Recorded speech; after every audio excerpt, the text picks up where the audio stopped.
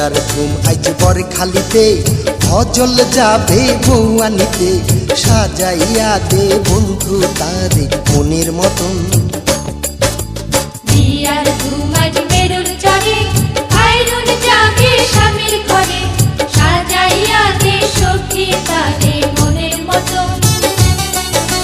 বিয়ার ঘুম আজ বরখালিতে অজল যাবে বউ আনিতে সাজাইয়া দে বন্ধু তারে মনের মতন